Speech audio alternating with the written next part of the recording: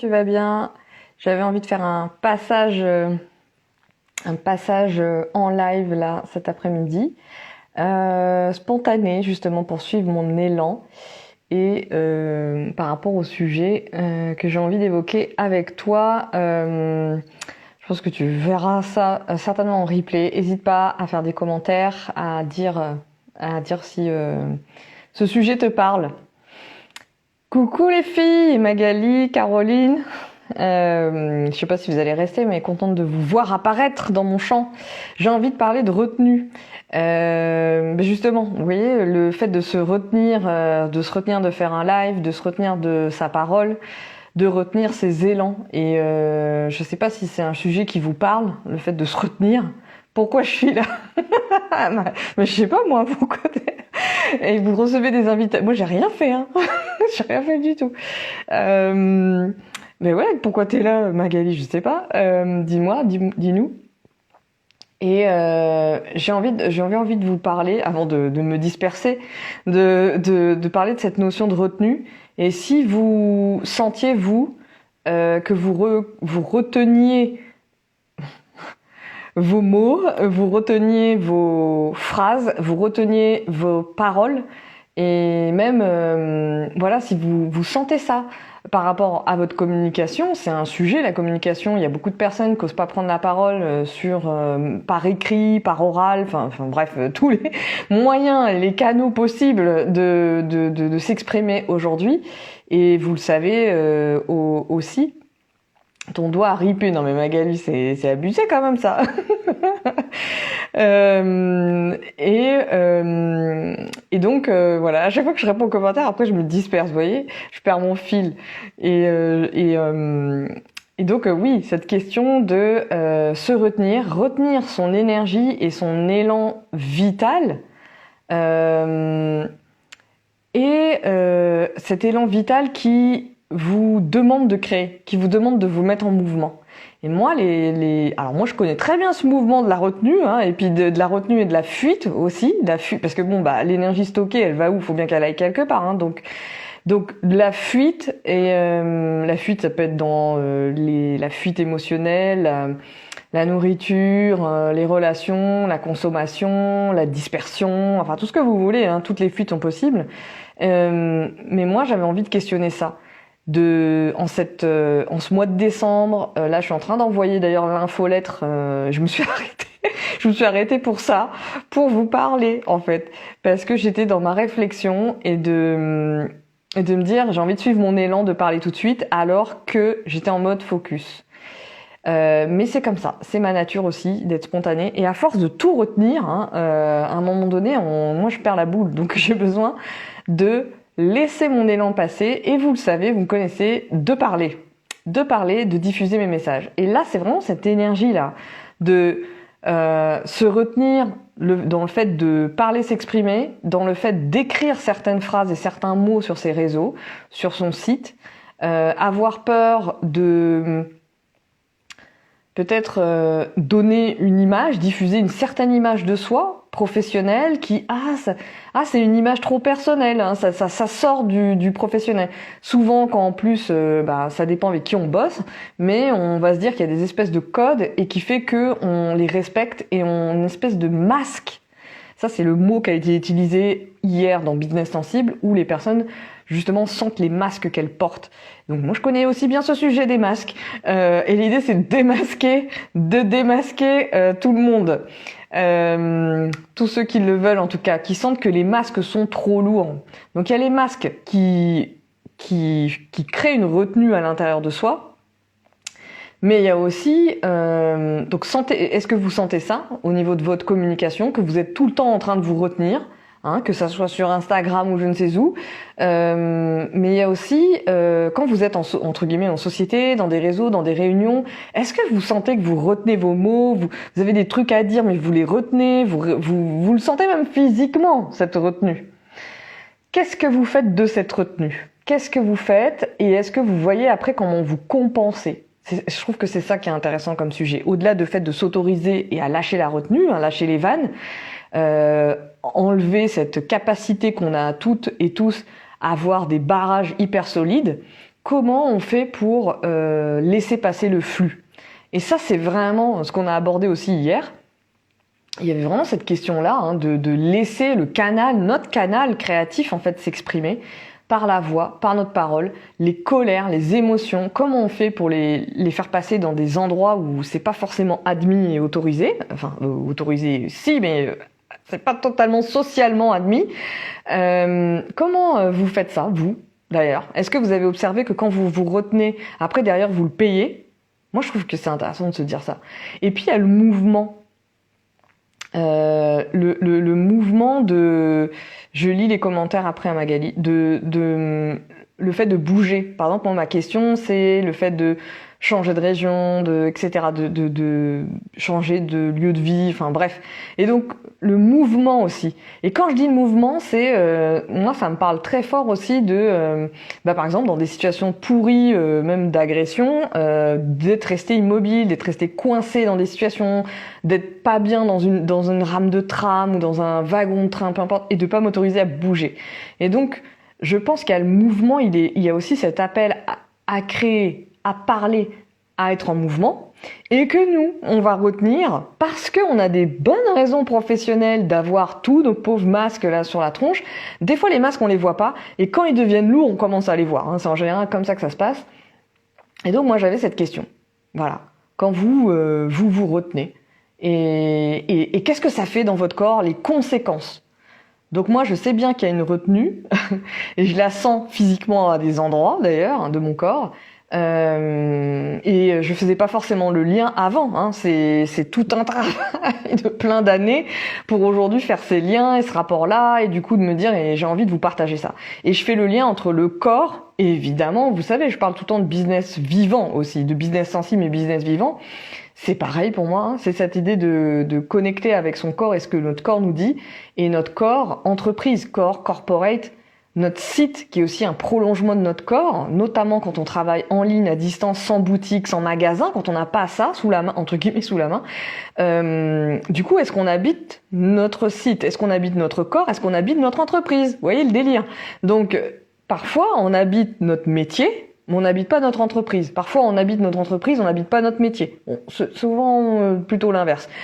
Donc, voilà, j'avais envie de partager ça un peu de manière spontanée pour voir ce que ça soulève chez vous, comment vous le voyez et vous le sentez. Est-ce que vous faites les connexions entre ce que vous sentez dans votre corps, la retenue ici, là, surtout là les trois là qui se baladent. Est-ce que vous sentez ça?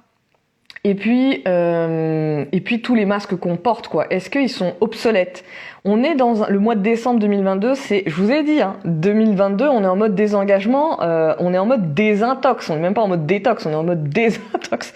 Donc on se désintoxe de nos fonctionnements, de nos masques, de nos schémas qui sont trop lourds aujourd'hui, et surtout qui ne servent pas nos élans, qui ne servent pas nos business, qui ne servent pas nos créations et qui servent pas non plus nos envies de contribution.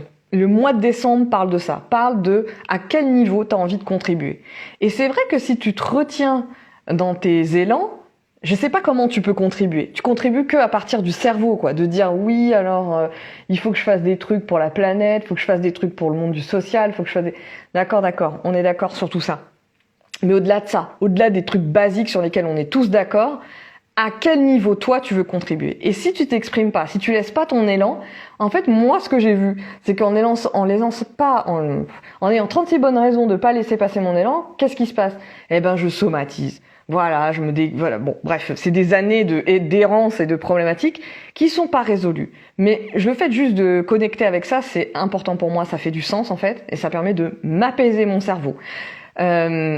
Mais le fait de retenir ces élans, moi ce que je voulais dire aussi sur cette notion de contribution, on a toujours cette impression, une espèce de jeu là comme ça, d'opposition, faudrait quand même pas que je suive ma passion, parce que si je suis ma passion, je suis en mode égoïste.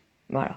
Et moi je suis férocement contre ces conneries de dire ça. Parce que là où il y a la passion, là où il y a le feu, Magali, ouais, Magali, je sais plus c'est quoi les expressions, mais je sais que dans le cercle des nombres, on a été dans cet élan de Céline Dion, là, et donc, là où il y a le feu, là où il y a la passion. Hier, j'ai vu un truc sur Johnny Hallyday. Je vous jure, depuis que Johnny est parti, je sais pas pourquoi, avant j'aimais pas du tout cet artiste, enfin vous voyez ce qu'il faisait, je regardais ça de hyper loin, et je sais pas, c'est comme si depuis qu'il est parti, je découvre qui c'est. Je vous jure, je deviens fan. Donc voilà, je me mets à regarder tout ce qui passe sur lui, et ce qui est complètement bizarre. Voilà, Et donc, en parlant de phénix, vous savez plusieurs fois que cette semaine le mot phénix revient, et pourquoi? Bon, je suis partie là, mais si vous ne laissez pas passer votre feu de Céline Dion ou de Johnny, voyez les archétypes, on s'en fout de si on vous les aimait ou vous les aimez pas. Voyez les archétypes, c'est des gens, ils étaient fire quoi. Et malgré tous leurs problématiques perso, mais qu'on a tous en fait, ils laissaient ce feu passer. Et en fait, quand on retient ce feu, on se brûle soi-même. On fait comme moi, des maladies inflammatoires. C'est le mal du siècle, les inflammations, le stress qui oxyde le corps. Bref, je vais pas partir là-dessus, mais c'est très très très lié. Et quand on retient ce feu, cette flamme, comment on peut contribuer en fait? On va contribuer avec son cerveau et les bonnes raisons, comme je disais tout à l'heure, mentales, bonne morale, alors que je sais que vous êtes tout sauf moral. et donc, avec les bonnes raisons morales qui vont bien, avec les bonnes... En fait, je sais pas comment expliquer ça, mais c'est comme si on avait quitté des dogmes, donc par exemple des dogmes religieux, des dogmes du monde du travail, des dogmes je sais pas où. Je sais à qui je m'adresse. Toutes les personnes qui écoutent, qui passent par ici, sont des personnes qui inventent leur métier, qui créent leurs approches et avec qui on se retrouve sur beaucoup de points. Donc, qui sont ouverts à des choses pragmatiques, tout aussi spirituelles que pragmatiques, et qui ne font pas de séparation entre ces plans-là. Eh bien, à des degrés différents, on s'en fout, à des degrés différents. Chacun a son dosage, en fait. Et voilà, moi je me dis, la passion et la contribution vont ensemble. Ton œuvre artistique va avec ton œuvre au sens contribuer. Tu sais, quand on dit quelle œuvre, dans quoi tu œuvres, comme les œuvres sociales, c'est un ancien mot du milieu, on parlait des œuvres avant. Je sais pas, c'est peut-être pas les œuvres sociales, mais on parlait des œuvres, des bonnes œuvres. Il y avait ce mot-là. Donc, tu vois, œuvre artistique dans cette année 6 et œuvrer, à quel endroit tu veux œuvrer dans ce mois 9, là, du mois, je suis pas censée faire la guidance là, mais ça va ensemble. Et donc là, dans le mois de décembre, il y a un appel à l'ouverture, vous voyez? Il y a un appel à l'ouverture. Et moi, j'ai envie de vous appeler à sentir votre feu, votre foi. Votre feu et votre foi. Vraiment, on est là, quoi. Alors, attendez. Je vais lire les commentaires sans les effacer, parce que sinon, je vais les perdre. Alors, je remonte. Mon doigt a ripé. Mais qu'est-ce que vous avez à riper sur moi, là? Je vais faire des lives comme ça, vous allez riper beaucoup plus souvent. Je viens de voir que tu étais en direct. Alors, mon doigt aussi a atterri. D'accord. Depuis mardi midi, j'ai ouvert les vannes sur Insta et Facebook. D'accord, mais attends, pourquoi j'ai raté ça, moi? Pourquoi je suis pas taguée sur l'ouverture de tes vannes? Tu vois, l'ouverture de tes vannes. Parce que je suis sûre qu'il y a de la drôlerie là-dedans. Pas le temps de faire... Oui, LinkedIn, voilà. On n'a pas le temps de faire tout partout. Caroline, je suis un castor très forte en bas. Oui, j'adore les castors. Je trouve ça... Non, mais les castors quand même. Ok, je me retiens et je le paie après. Le mouvement ok, mais dans le bon sens. Ah bah oui, dans ton sens à toi surtout. Dans ton sens à toi, oui. Hein, je me rappelle certaines discussions. Dans ton sens à toi, et pas dans le sens des autres ou dans le sens du collectif qui met une pression. Comme par exemple la pression sociétale, je prends un exemple typique du moment, il faut que tout le monde regarde les matchs de foot ou il faut que tout le monde s'organise pour Noël. On est dans des pressions sociales, ok ? Il y en a plein d'autres. Hein. Il faut pas communiquer à telle heure sur les réseaux sociaux parce que je sais pas quoi. Il faut pas dire ça sur LinkedIn. Il faut pas ci, il faut pas ça. Il faut. Vous comprenez tout ça? On en a marre en fait. Moi personnellement, j'en peux plus. Donc suivez mon message du jour là, du vendredi. C'est pas un jour où on communique comme ça dans les codes, mais on s'en fout en fait. Les personnes qui vont recevoir ce message vont les recevoir. Vous voulez les diffuser à quelqu'un qui est bloqué dans son barrage, diffusez-le aussi.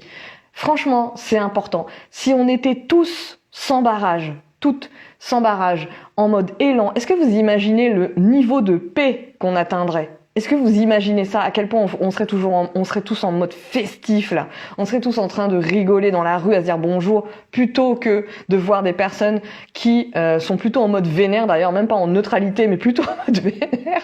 Et moi-même, j'ai l'impression des fois de m'imprégner de cette énergie et de passer en mode énervé. Donc voilà, moi je veux vous parler de ça. Alors Caroline, tu dis, tu sens physiquement, je n'arrête pas de le dire, je me nettoie, nettoyons-nous. Magali, me lance pas, mais si, je vais te lancer là, comme Johnny au-dessus d'une tour. Il faisait des mises en Elvis. Mais Elvis, est-ce que tu sais que je kiffe Elvis? Vraiment, je kiffe Elvis. Pour de vrai, j'ai toujours kiffé Elvis. Je kiffe son style, je kiffe son look, je kiffe sa beauté. Vraiment, Elvis, je kiffe sa manière de parler, enfin tout, voilà. Un vendredi à 17h entre le tea time et l'apéro. Mais c'est totalement ça, c'est vrai en plus. Oh là là, mais je suis née un vendredi, je kiffe les vendredis. J'ai toujours kiffé les vendredis. Ouais, non mais je vous jure, je sais pas pourquoi j'adore ce jour. Vendredi en plus c'est Vénus. Vénus. Donc Vénus, Taureau, vous voyez, on est bien quoi. Donc on est dans le mode plaisir. Et donc je vous invite à ça. Non mais oui, non mais allons voir le biopic d'Elvis. Non mais voilà, on parle d'Elvis et de Johnny. Non mais moi jamais je pensais qu'on allait parler de ces personnes sur. Franchement Johnny, je pensais pas que j'allais vous raconter. Hein. Mais je trouve que l'archétype, enfin qui représente dans toutes les paradoxes de l'humain qu'il était, c'est un truc de fou en fait. Et ce que je regardais hier, c'était justement sur la fin aussi, sa fin de sa vie, aller sur scène avec subir entre les deux des piqûres dans le ventre et tout pour tenir sur scène, une voix de ouf sur son dernier. Je me suis dit, je vais même écouter son dernier album posthume comme on dit, parce que il y avait comme une libération au niveau de la voix. Et vous savez, mon sujet, c'est aussi la voix. Donc, moi, je me retiens en ce moment sur aller sur le podcast. Ça fait 2 ans que je veux aller sur le podcast, que la numérologie m'y emmène aussi en faisant mes guidances là, audio et que je sens que j'ai envie d'aller là-bas. Mais voilà, je me retiens, je sais pas pour quelle raison. On va tous faire des biopics, les amis. Il n'y a pas que Elvis et Johnny. On a tout un truc à dire. Et c'est tellement puissant. Quand moi je vous vois, quand je vous accompagne, quand je vous vois, quand je vous entends, je sais pas comment l'exprimer. J'ai l'impression de passer pour une fan complètement excitée, mais c'est pas, je vous jure que c'est pas vrai. Je jure que c'est objectif. Mais encore hier, dans Business Sensible, je disais, mais franchement, c'est quoi tous ces talents? J'étais en train de me dire, c'est quoi tous ces talents? Mais c'est ça, en fait. Moi, je vois vos talents. Et vous voyez ce que je disais hier, c'est que dès que je parle de vos talents, ah bah alors là, vous reculez dans votre chaise. Vous reculez de 3 pas dans votre chaise, vous vous mettez au fond de la chaise, vous êtes gêné. Sentez votre gêne quand on vous parle de vos talents. Est-ce que vous retenez tellement votre feu que quand en plus on vous fait des compliments, vous êtes en mode gênance, retenue. Faudrait surtout pas que j'exprime ma joie à entendre ce qu'on me dit de l'extérieur. Est-ce que ça aussi, ça vous arrive? Quand on vous complimente sur la qualité de votre job, sur la qualité de vos offres, de vos photos, de vos créations, de vos accompagnements, est-ce que vous vous retenez d'exprimer votre joie? Est-ce que vous... Pardon. vous voyez, je vais m'étouffer.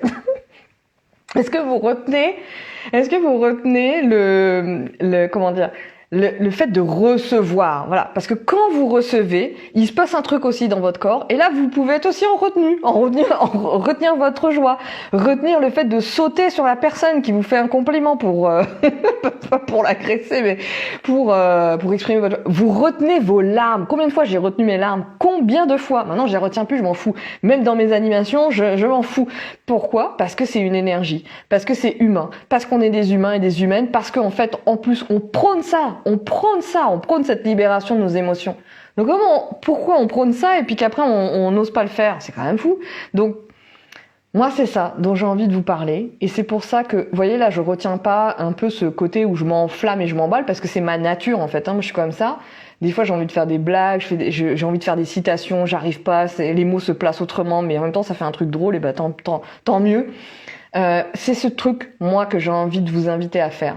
C'est que il y a besoin, pour moi, hein, plusieurs plans. Le monde a besoin que vous lâchiez la grappe et que vous y allez, franco, parce que vous avez assez attendu. Je parle à cette génération-là, 30, 40, 50. Je parle à cette génération-là. Voilà, on est prêt et on est prêt à vous entendre aussi. Ça, je vous le dis. L'autre point, c'est vous, pour vous personnellement. Eh ben, vous vous sentirez mieux de laisser passer vos énergies, de laisser passer votre joie, de laisser passer votre élan, votre mouvement, votre créativité, votre création, votre envie de parler. Vous vous sentirez mieux. Vous vous sentirez en joie, en fait, de connecter avec les autres personnes qui vous écouteront. Ah, peut-être il y a personne qui vous écoute. On s'en fout, même s'il y a personne qui vous écoute. Vous avez fait passer votre message. Faites confiance à ce truc du feu et de la foi.